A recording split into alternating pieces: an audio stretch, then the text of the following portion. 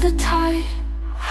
I'm paralyzed, can't find the words, caught in the silence, nothing's heard. Wanna bounce to you, but my feet won't move. What do I do? What do I prove? When everything's crashing down, I'm lost, can't make a sound.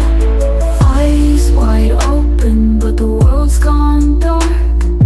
Every thought's a shadow, every word's a spark. I'm trying not to be strong, but I'm breaking inside. Can't fix what's broken, can't turn back the tide. I'm paralyzed, can't find the words, caught in the silence, nothing's heard. Wanna bounce to you, but my feet won't move. What do I do? What do I prove? When everything's crashing down, I'm lost, can't make a sound. In the quiet, I'm screaming inside. In the dark, I'm searching for light, but I'm stuck in the middle, nowhere to go. Trying to be the strength you need, but I don't know. No conocemos su nombre, no sabemos nada fuera de eso, pero conforme hemos conformado las piezas históricamente, encontramos algo de historia fascinante. Algo de esto está en el Antiguo Testamento. Libros como Daniel fueron los magos o los hombres sabios que aparecen en varios textos diferentes. Otros libros bíblicos también, como también los escritos de Heródoto y otros historiadores. Y básicamente hemos descubierto, y aquí está el enfoque primordial de quiénes fueron, y después vamos a entrar a los específicos, a los puntos específicos, y creo que van a encontrar que esto es fascinante. Vamos a pasar mucho tiempo con algo de historia en esta noche.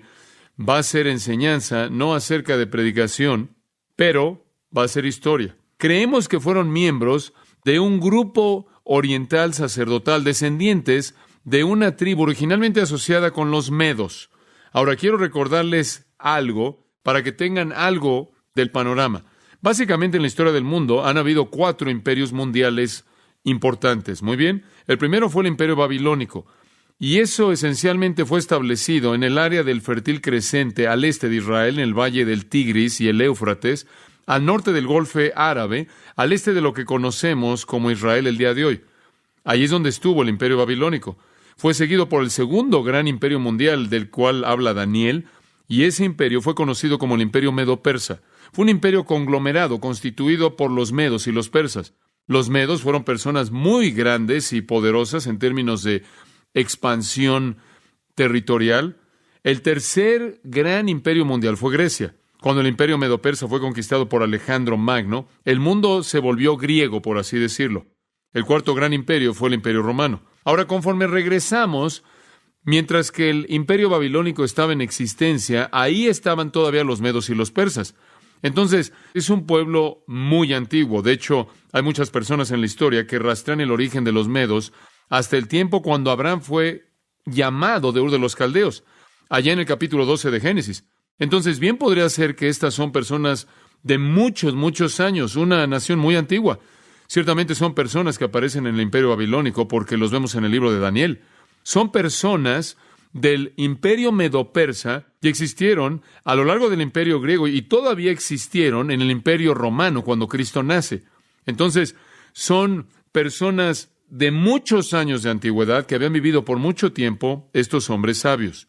Y por cierto, la palabra sabios, noten que la palabra dice ahí en Mateo, cuando Jesús nació en Belén de Judea en los días del rey Herodes, vinieron del oriente a Jerusalén unos magos. El griego es magos, magoi. Literalmente es una palabra que no se puede traducir. No es una palabra que se puede traducir, simplemente es el nombre de una cierta tribu de personas. Debería ser mejor traducida quizás magos, como en el caso de la Reina Valera 60, por ejemplo. Los magos fueron una línea sacerdotal, una tribu sacerdotal de personas entre los medas. Este fue un grupo de personas muy antiguo y grande. Eran muy capaces en la astronomía, en la astrología. Era algo que les preocupaba mucho. Su interés en la astronomía y la astrología solo fue parte de su involucramiento. Eran una especie de personas que estaban involucradas en el ocultismo. Tenían algunos procesos de adivinación, estaban involucrados en cierto tipo de cosas que supondríamos quizás fueron como hechiceros, y esa es la razón por la que la palabra magos fue corrompida a lo largo de la historia y hasta que llegara la palabra mago, lo cual es un sinónimo de hechicero. Pero los magos originalmente fueron una tribu pagana sacerdotal de personas que venía de los medos y los persas, y hay muchas fuentes históricas que certifican esto. Ellos llegaron a estar interesados en astronomía y astrología y el estudio de las estrellas, y en esa época realmente no separaban mucho entre la superstición y la ciencia.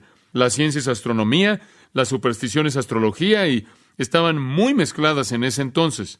Ahora, lo que es interesante acerca de esto es que durante el tiempo del Imperio Babilónico, estos magos estaban viviendo en el área de Babilonia. Estuvieron ahí durante el tiempo babilónico y el Imperio Medo-Persa también. Ahora, mientras que estuvieron ahí durante el Imperio Babilónico, fueron muy influenciados por los judíos. Recordarán que una de las cosas que Nabucodonosor, el rey de Babilonia, hizo fue llevar a la cautividad a Judá. ¿Recuerdan eso? Eso es lo que Jeremías estaba diciendo. Van a ser llevados a la cautividad.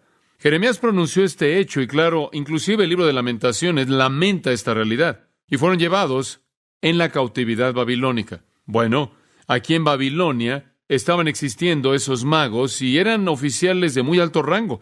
Ya para la época en la que habían ascendido a un lugar de prominencia en el Imperio Babilónico, habían llegado ahí debido a su impresionante intuición, sabiduría, conocimiento, astrología, capacidad en el ocultismo o como lo quieran llamar. Habían llegado a un lugar de prominencia y entonces inmediatamente estuvieron en contacto con todas estas personas judías que habían sido traídas en la cautividad. También estuvieron en contacto con un judío específico llamado Daniel, quien llegó también a tener una posición prominente en el Imperio Babilónico. Y como consecuencia, estaban muy familiarizados, o llegaron a familiarizarse, en la dispersión de los judíos en Babilonia con la profecía judía acerca del Mesías. Estaban conscientes de cuál era realmente el plan profético judío para este que iba a venir. Y entonces eso básicamente eran ellos. Estos eran los magos. Ahora realmente quiero escarbar en esto un poco y presentarles la escena para lo que sucede en este increíble incidente en capítulo 2 de Mateo. Regresemos y veamos su historia. Ahora, realmente quiero escarbar en esto un poco y preparar el contexto para lo que sucede en este increíble incidente en el capítulo 2 de Mateo. Regresemos y veamos algo de su historia. De acuerdo con el antiguo historiador Heródoto, los magos fueron una tribu de personas que eran parte de un grupo de personas más grande llamados los Medas. Ahora escuchen esto. Fueron una tribu sacerdotal por herencia. En otras palabras, eran como los levitas en Israel.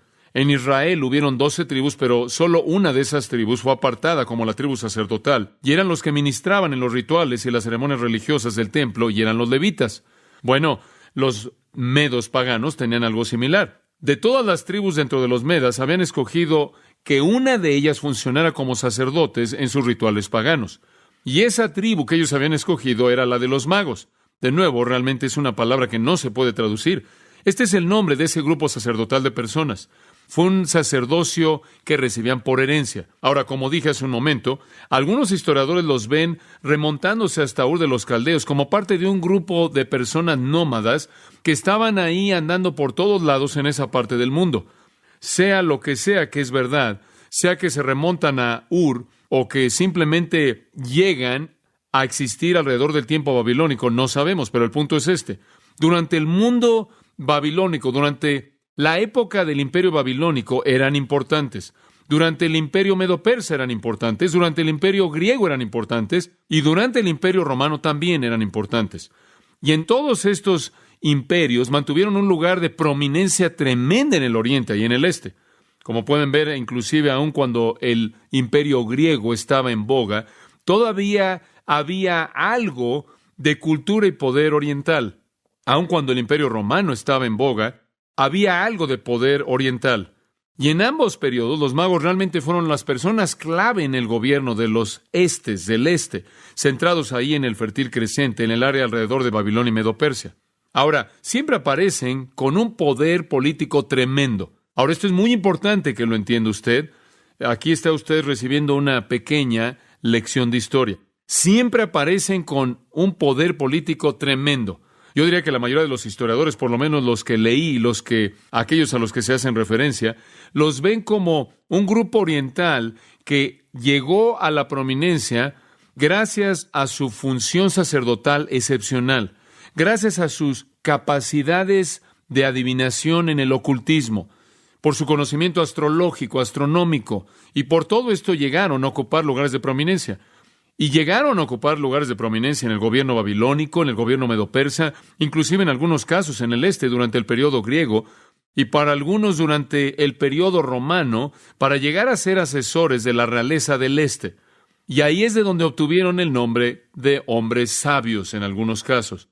Eran los que eran consultados acerca de las diferentes cosas que los reyes y gobernantes y los nobles y los príncipes querían saber. Ahora, inclusive tenemos algo de historia que nos dice acerca de sus actividades religiosas. Ahora, les voy a dar una pequeña descripción del tipo de religión que los magos practicaban. Su sacerdocio tenía ciertas funciones y aquí hay algunas de las cosas. El elemento principal de sus adoraciones parece haber sido el fuego. Es aparente a partir de la historia que adoraban o que en cierta manera reverenciaban el fuego. Y no sabemos, no estamos del todo seguros de la razón, pero quizás veían el fuego como algún tipo de encarnación de la deidad. Y, por cierto, eran monoteístas. Ellos solo creían realmente en un Dios y entonces tenían eso en común con Israel. Pero veían el fuego como el elemento principal de su adoración. Y en relación con eso, tenían un altar en el cual quemaban continuamente una flama perpetua. Ellos creían que esa flama perpetua era avivada por el Dios del cielo. Entonces, tenían este altar con una flama perpetua. Ahora, allí en sus templos también tenían otro altar y en ese altar ofrecían sacrificios de sangre. Entonces, de hecho, tenían un sistema sacrificial de sangre. Y ellos prendían el fuego para quemar el sacrificio con la flama del altar perpetuo. Y después, cuando ellos habían quemado el sacrificio, esto es interesante, la víctima entonces era comida por el adorador y por los sacerdotes magos. Lo que es fascinante en todo esto es que es casi un paralelo directo al judaísmo. Y usted puede ver cómo, ya desde el pasado, Satanás estaba falsificando la religión verdadera desde el principio, como puede ver. Y él siempre ha hecho eso. Usted sabe, inclusive el día de hoy, está el cristianismo real y está el falso. Y en ese entonces había un sistema sacrificial real con adoración genuina hacia el único Dios verdadero, y también estaba el monoteísmo falso, el sacrificio de sangre falso, el sacrificio falso, y ofrecían sacrificios quemados y después los comían el adorador y el sacerdote.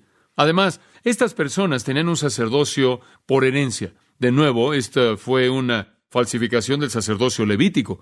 Estas personas llevaban pequeños montones de varas de adivinación que llevaban allí en su ropa y usaban estas varas de adivinación para sus pequeñas ceremonias. No diferente del Urim y el Tumim de los sacerdotes, del sumo sacerdote, mediante el cual el conocimiento de Dios era buscado. Ellos creían en la distinción de cierto tipo de animales inmundos. Y eso es interesante. Ellos creían que cierto insecto y ciertos reptiles eran inmundos. De nuevo, este es un paralelo interesante a lo que Dios realmente le reveló a Israel. Y otra cosa que me pareció muy interesante conforme leía acerca de esto es que eran muy ritualistas acerca de llegar a tocar y descartar o desechar un cuerpo muerto. Algo más que tenían en común con el estándar de Dios con Israel. Entonces, en el Imperio Babilónico, este es un grupo religioso muy interesante que aparece. Y llegaron a tener una prominencia tremenda. En Jeremías 39:3, versículo 13, un hombre llamado Nergal-Sharezer es mencionado. Y Nergal-Sharezer es el jefe de los magos en la corte de Nabucodonosor.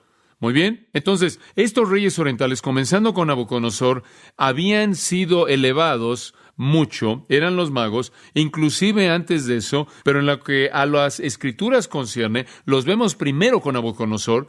Habían llegado a elevar este grupo sacerdotal de los medos a la posición de ser los asesores oficiales del rey. Y entonces son personas tremendamente poderosas.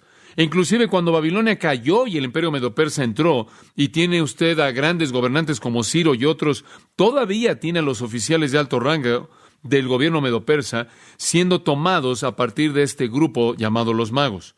Realmente no tenían quien compitiera con ellos en términos de poder político. Realmente eran únicos en términos de poder político. Ahora, quiero que pase en su Biblia por un momento conmigo de regreso a Daniel y quiero mostrarle cómo ellos aparecen en el libro de Daniel.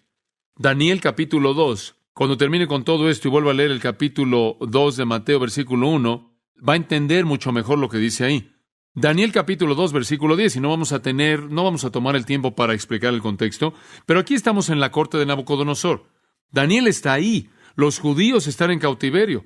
En Babilonia dice, los caldeos respondieron ante el rey y dijeron, no hay hombre en la tierra que pueda revelar el asunto del rey, por lo tanto no hay rey, señor ni gobernante que haya preguntado algo así de ningún mago, astrólogo, caldeo. Y es muy probable que todos esos son sinónimos.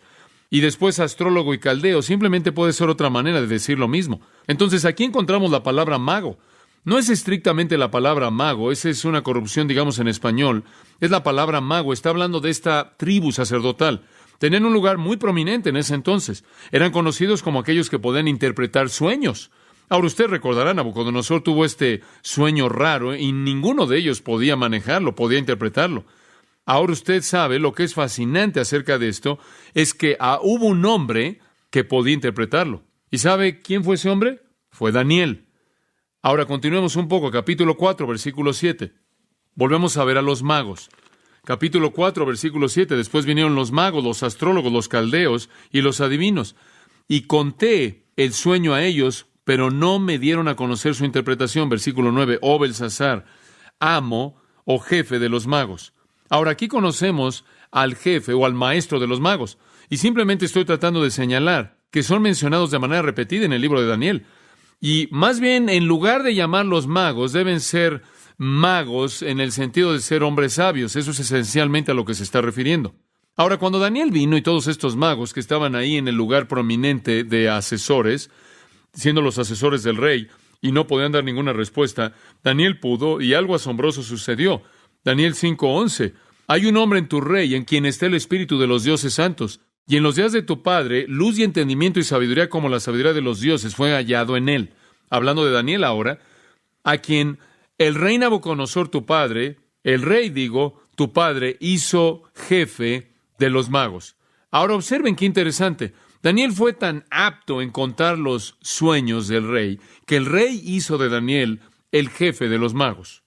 Entonces Daniel literalmente en Babilonia es el jefe que está por encima de todos estos grupos, de este grupo sacerdotal. Muy bien, es fascinante. Ahora, eso coloca a Daniel en una posición tremendamente única de poder transmitirles a estos magos toda su información acerca del Antiguo Testamento, la cual sin lugar a dudas es precisamente lo que Daniel hizo. Sabemos que Daniel fue un hombre de Dios. Sabemos que Daniel fue un hombre totalmente entregado a la adoración y expresión de su fe, porque él terminó en un foso de leones debido a eso, ¿no es cierto?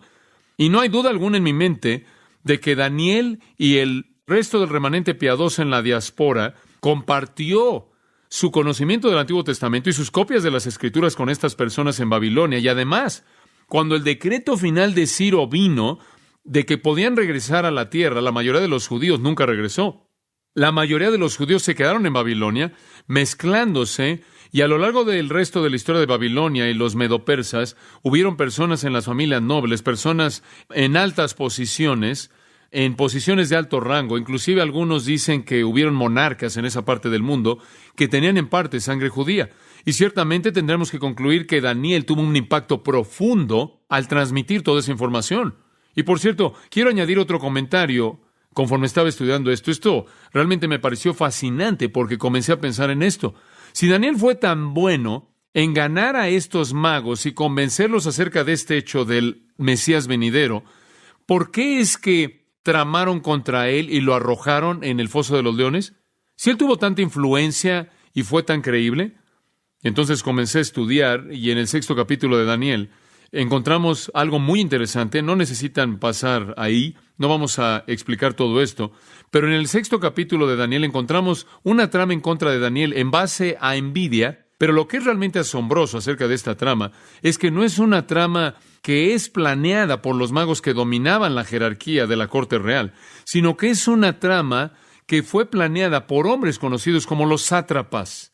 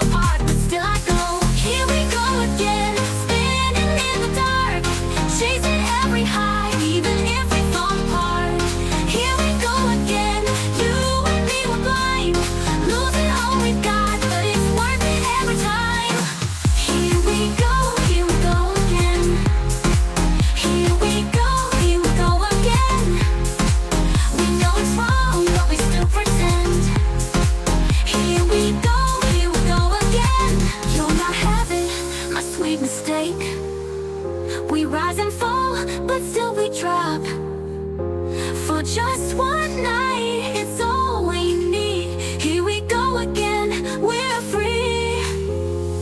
Here we go again, spinning in the dark, chasing every high, even if we fall apart. Here we go again, you and me were blind, losing all we've got, but it's worth it every time. Here we go again.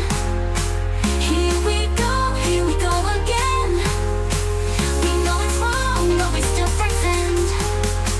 Here we go again. Ese es un término que se usaba para describir a los gobernadores regionales que no tenían nada que ver con el palacio. Entonces, recuerde algo. La trama que fue concebida debido a la envidia que estos hombres tenían en contra de Daniel no fue una trama que fue diseñada por las manos de los magos, lo cual de nuevo me lleva a ver que es muy probable que Daniel fue alguien que gozaba de mucha credibilidad y fue muy convincente en su impacto. De hecho, se da cuenta de que cuando Daniel, de hecho, fue arrojado en el foso de los leones, el rey estaba diciendo: Daniel, yo sé que tu Dios te va a librar. ¿Se acuerdan de que el rey literalmente dijo eso? Él estaba tan convencido del poder de Dios a través del testimonio de Daniel. Y estoy seguro de que él estaba viendo esto de cerca lo más que podía para ver si de hecho eso fue una realidad. Entonces, los magos mantuvieron su lugar de prominencia, influenciados sin duda alguna por un hombre tan grande como Daniel, y hubieron pocos que vivieron como él, influenciados por judíos piadosos en la dispersión, influenciados por matrimonios mixtos y la cultura judía constante que se les impuso en muchas maneras, y llegaron a tener una posición en el imperio medo-persa de gran poder en la corte del rey. Ahora, permítame decirle algo más que es muy interesante. En el 6º siglo antes de Cristo, hubo un gran rey de Persia llamado Darío el Grande. Esto es en el imperio medo-persa. Esto es alrededor del tiempo de Daniel. Y Darío llegó y Darío dijo: voy a establecer una religión nacional. ¿Y usted sabe cuál escogió? El zoroastrianismo. Ahora, no tenemos tiempo para entrar al zoroastrianismo, pero el zoroastrianismo tenía mucha astrología. Y bien podría ser que los pequeños detalles de astrología y la preocupación de los magos con eso vino con la influencia del zoroastrianismo. Ahora, lo que usted tiene es que estos magos, que tienen su propia religión cultural, encima de lo que ha sido impuesto en ellos como el judaísmo, y encima de eso ha sido impuesto el zoroastrianismo. Ahora, realmente, dicho de una manera suave, esto es una mezcla bastante rara. Pero lo que es tan interesante es que los magos estaban tan ansiosos por mantener su poder político y estaban tan ansiosos por mantener su poder religioso que cuando el decreto de Darío se emitió de que el zoroastrianismo era la religión que iba a existir, simplemente entraron sin problema alguno y dijeron adelante. E hicieron algunas adaptaciones. Pero ahora lo que tiene usted es algo muy interesante. Tiene a los magos inmersos aquí, tiene algunos de ellos, sin duda alguna, comprometidos con el zoroastrianismo conforme pasó el tiempo, algunos de ellos comprometidos con las fórmulas que tenían antiguas, y algunos de ellos quizás creyendo honestamente en su corazón que el Dios de Daniel era el verdadero Dios. Y entonces, esta es la clave conforme la historia avanzó a partir de aquí. Los magos comenzaron a partir de un compromiso singular con su religión histórica y comenzaron a entrar a diferentes cosas. Algunos de ellos pudieron haberse inclinado hacia el zoroastrianismo, algunos de ellos hacia las prácticas antiguas que tuvieron como magos, y yo creo en mi corazón que algunos, como estos magos que se aparecen en el nacimiento de Cristo, eran verdaderos buscadores del Dios verdadero. Entonces, esto le da algo de trasfondo. Ahora, voy a hablar un poco más acerca de esta historia. Los magos eran tan poderosos que los historiadores nos dicen que ningún persa podía llegar a ser rey. Ahora escuche esto, ningún persa podía llegar a ser rey a menos de que cumplieran con 2 requisitos. 1, tenía que dominar la disciplina científica y religiosa de los magos, y 2, tenía que ser aprobado y coronado por los magos. Ahora eso es algo serio, eso es poder. ¿Sabe cómo llamaban a la sabiduría de los magos? Tenían un nombre. El nombre era la ley de los medos y los persas. Esa ley era la ley o el código definido por los magos. Y si quiere ver esa frase, está en Esther 1:1 y Daniel también, en Daniel capítulo 6, un par de veces. La ley de los medos y los persas era el código de la disciplina religiosa científica de los magos, y su sabiduría era lo que era requerido para que alguien llegara a ser un monarca en Persia. Además, los historiadores nos dicen que ellos controlaban también el área judicial como también el área real. En Esther 1:13 tenemos una indicación de que el grupo de los jueces eran escogidos del grupo de los magos. Eran bastante poderosos. Y usted tiene que recordar cuando habla del imperio persa y el imperio de los medos y el imperio babilónico, que está hablando acerca del control del oriente. Estos eran hombres muy poderosos. Y no solo eran responsables por hacer que todo monarca que era establecido en esa época fuera establecido por ellos, sino que también eran responsables por establecer también a los jueces. Ellos tenían un sistema de verificación para evitar el despotismo que podía emanar o que podía ser el resultado de la monarquía, y entonces eran los jueces. Y esto promovió un equilibrio para el dictador rey. De hecho, la historia nos dice que conocían la astronomía y que eran muy buenos en matemáticas, conocían historia natural, eran buenos en la agricultura y la arquitectura. Y usted recuerda, ahí atrás creo que en Hechos 7, que habla del hecho de que Moisés fue creado en toda la sabiduría de los egipcios. Lo mismo era el caso de cualquier persona que era creada en la nobleza en el este. Y eran creados en la ley de los medos y los persas. Toda la nobleza creada por ellos. Eran los que hacían a los reyes. Eran los que preparaban a los reyes. Eran los que hacían los reyes y nadie gobernaba fuera de ellos. Ahora, como mencioné hace un momento, una de las áreas de especialidad en las cuales ellos eran especialistas, era en interpretar sueños. Y cuando no pudieron hacer eso, y Daniel entró y fue colocado arriba de ellos y se volvió el jefe, como vimos en Daniel 5:11, ese diseño fue llevado a cabo por Dios para preparar el escenario para Mateo capítulo 2. Cientos de años antes de que Jesús naciera, 600 años. Dios estaba preparando la situación para que un gran profeta hebreo gobernara un grupo llamado los magos, para que un día, cuando un bebé naciera en Belén, algunos de esos magos llegaran a la casa donde el bebé estaba. Eso es planear la historia. Y entonces, la religión sincretista híbrida de los magos, muy parecida al judaísmo monoteísta, con un sacerdocio por herencia, con sacrificios de sangre, también creían en revelación sobrenatural, creían en profecía, y estas cosas que tenían en común en cierta manera hacía que el judaísmo fuera fácil para ellos de aceptar. Y yo creo en mi corazón, y esto es simplemente lo que creo debido a lo que veo sucediendo en Mateo 2, yo creo que aparentemente hubieron algunos magos gentiles que temían a Dios que existieron históricamente en esa parte oriental del mundo. Ahora quiero avanzar a la época de Jesús. Vaya conmigo a Mateo 2.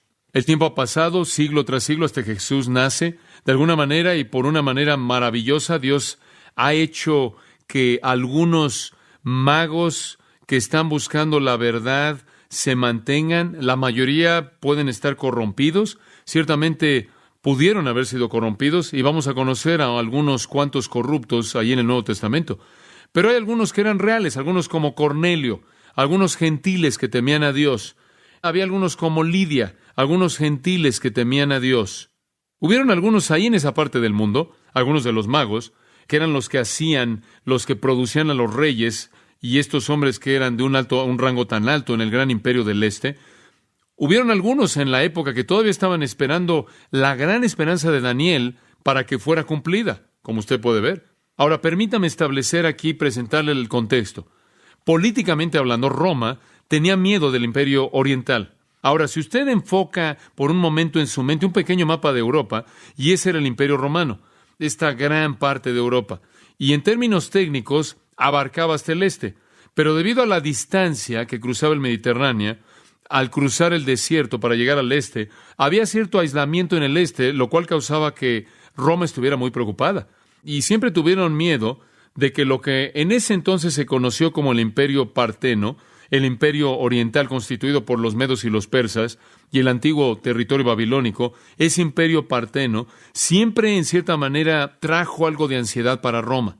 Roma, como usted sabe, había estirado sus tentáculos para gobernar el mundo, pero realmente nunca se sintieron seguros por el imperio parteno. Y entonces se habían vuelto enemigos violentos y pelearon. En el 55 a.C. pelearon. En el 40 a.C. pelearon. Y lo que es fascinante es que, ¿sabe en dónde siempre peleaban? El gran imperio en el occidente, el gran imperio en el este, se unían, y ¿sabe dónde peleaban siempre? Allí en la costa del Mediterráneo, Siria, allí en Palestina, allí en Jordania. Israel no era más que una tierra de nadie que estaba entre las potencias del este y el occidente. Ahora, Roma tenía miedo de ellos. Y si usted ve el versículo 3 de Mateo 2, dice, Cuando Herodes, el rey, supo de estas cosas, ¿qué cosa? Se turbó. Cuando él oyó que los magos que venían del oriente, que eran los que establecían a los reyes, que eran los que venían del imperio parteno y establecían a los reyes, habían llegado a Jerusalén, él fue sacudido. Y veremos más de eso en unos cuantos minutos. Ahora, permítame contarle algo más de lo que sucede.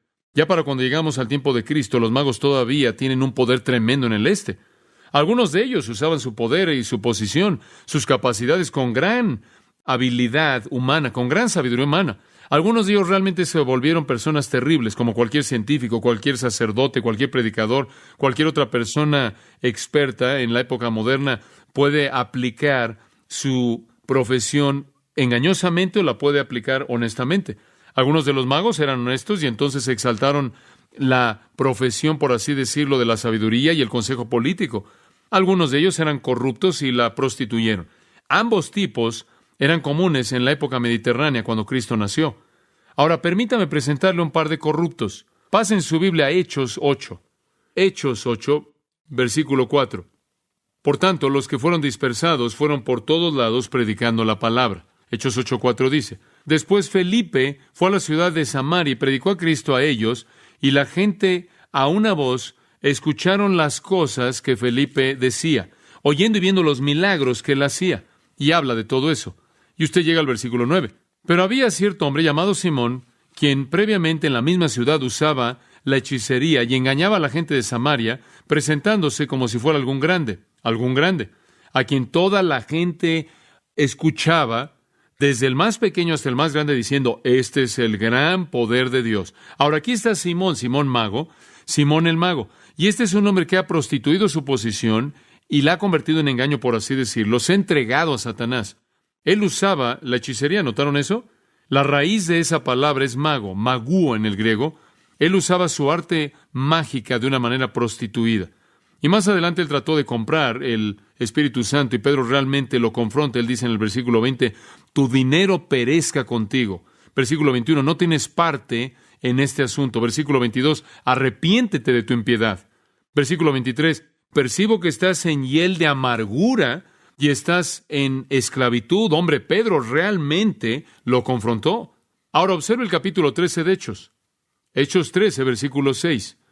Y cuando habían atravesado por la isla hasta Pafos, y esto claro es Pablo y Bernabé en su primer viaje misionero, y están en Chipre, esa pequeña isla ahí en la costa oriental del Mediterráneo, la isla de Pafos, encontraron a cierto mago, un falso profeta, un judío llamado Bar Jesús, y llega hasta el versículo 8 y dice, Elimas, el hechicero. El griego es Elimas, el magos. Elimas, el mago. Aquí hay otro que también ha prostituido su profesión, ha prostituido esta religión pagana extraña para buscar los fines de Satanás. Y claro que él trató de afectar a Pablo, y Pablo dice, oh, lleno de engaño y toda iniquidad, hijo del diablo, enemigo de justicia, ¿no cesarás de pervertir los caminos justos del Señor? Y ahora he aquí la mano del Señor está sobre ti, versículo 11, y estarás ciego y no verás el sol por un tiempo, e inmediatamente cayó sobre él neblina y oscuridad, y estaba buscando a alguien que lo llevara por la mano. Y Pablo lo enfrentó. Ahora, como usted puede ver, tanto Simón como Elimas fueron traídos bajo esclavitud de Satanás mismo, quien es el Dios de todos los astrólogos y el Dios de todos los hechiceros.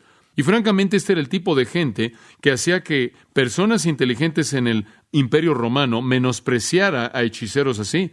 Filo, el romano, dice que son víboras, son escorpiones y son otras criaturas venenosas. Como puede ver, este era el tipo de gente que los romanos despreciaban. Como dije, estaban allí en el este, eran personas tremendamente poderosas y algunos entre ellos, sin duda alguna, eran hombres genuinos. Ahora, en la época de Cristo, en el tiempo de Cristo, en el Imperio Oriental, había un grupo de personas llamados los megistanes. Eso no va a estar en el examen, no necesita preocuparse por la palabra. Pero había un grupo de personas que se llamaban los megistanes y eran como el Senado de los Estados Unidos. Muy bien, ese es simplemente un nombre, los megistanes. Y este grupo de personas gobernaban en el imperio parteno-persa en ese entonces. Ahora escucha, estaba totalmente constituido de magos cuyo deber era, o mucha atención, tener autoridad absoluta para escoger un rey. Eran los que establecían a los reyes. ¿Y sabe lo que sucedió? Tenían verdaderos problemas con el rey que tenían. Ellos querían pelear contra Roma y derrocar a Roma, pero no tenían un buen rey. Frates el cuarto, y Frates el cuarto había sido derrocado, y escuche, los magos estaban buscando un nuevo rey del este, un nuevo rey del imperio oriental que pudiera venir contra Roma. Y cuando llegaron a Jerusalén, Herodes sabía lo que estaba pasando.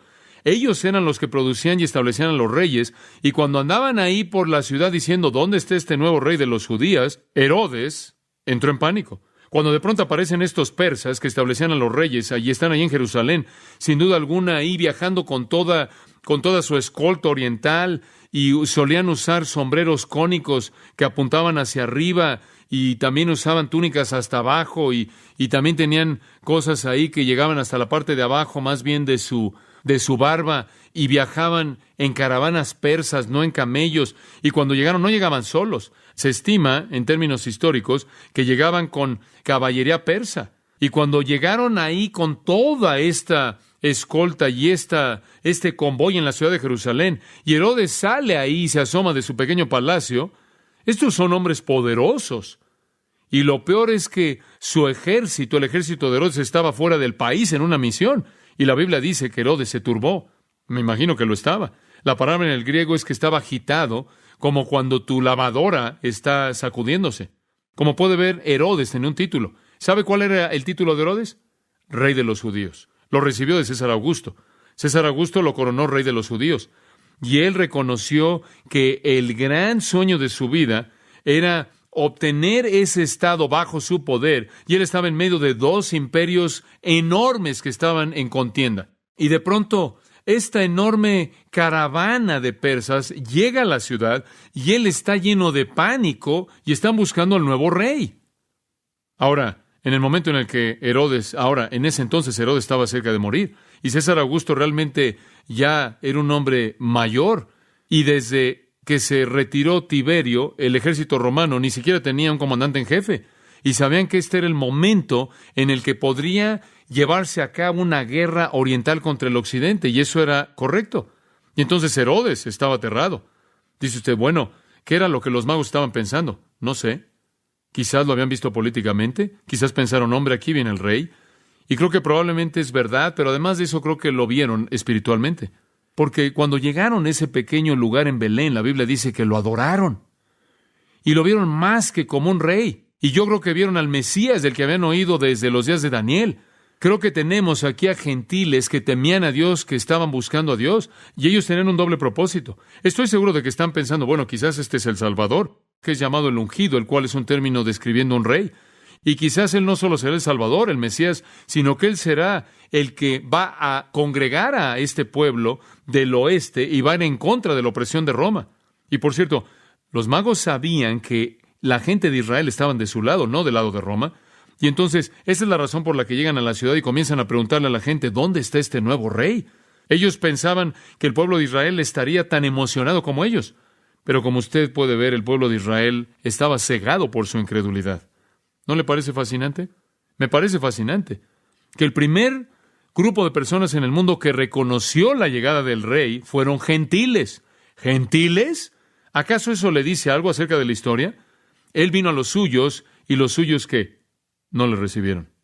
Y Mateo continúa con este tema a lo largo de su evangelio, el rechazo del rey.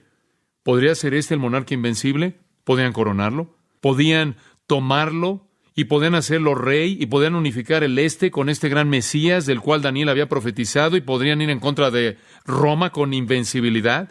Y entonces Jerusalén es visitada por este grupo de magos, estos establecedores de reyes del este, que vienen aquí con toda su caballería, con su escolta, y entonces el escenario está listo. ¿Qué sucede después de esto? Regrese la semana próxima. No tenemos tiempo. Permítame cerrar con esto. ¿No le emociona ver cómo Dios controla la historia? ¿Le emociona eso? Ahora, como puede ver, vimos todo lo que vimos, todo lo que le dije, todo lo que escuchó, todo lo que le dije por 50 minutos. ¿Y sabe lo que es tan fascinante? ¿Sabe por qué es tan fascinante para usted? No porque simplemente fue un montón de hechos históricos, sino porque usted estaba viendo a Dios llevando a cabo su obra a lo largo de la historia. Hace mucho tiempo atrás, Él escogió un hombre llamado Daniel, lo colocó en un lugar de influencia sobre unos hombres que llegaron en un tiempo perfecto. Dice usted, bueno, ¿por qué Mateo presenta esto? ¿Por qué? Escuche, Mateo, a lo largo de su evangelio está tratando de decirle al mundo que Jesucristo es ¿qué? Rey. Y simplemente para asegurarse que nadie pierda de vista esto, Él presenta a los hombres más famosos que establecían a los reyes en el mundo que vengan y se postren a los pies de Él. ¿Se da cuenta? Esto es parte de la estrategia de Mateo. Él es el rey. Y si Israel no va a reconocerlo, entonces Dios va a traer a un grupo de Persia para reconocerlo. Él es rey. Dios ha planeado de manera maestra la historia. Y lo triste es que el pueblo que debería haber sabido, no lo vio, y la gente que nunca debió haber sabido se apareció y adoró. Eso es historia. Jesús vino. Pablo dijo al judío primero, pero también al gentil. Jesús vino y dijo, no he venido sino a buscar a las ovejas perdidas de la casa de Israel. Sin embargo, Israel le dio la espalda a Cristo y Él llamó a un pueblo al que no era su pueblo. Él alcanzó a los gentiles, dice Romanos, y Él nos injertó. Y aquí vemos la pista desde el principio. ¿Se acuerda lo que dice? La Biblia dice que si no lo alabamos, ¿qué lo va a alabar? Las rocas mismas lo alabarán. Y cuando el rey llegó, amados, si su pueblo no lo iba a alabar, entonces Dios iba a asegurar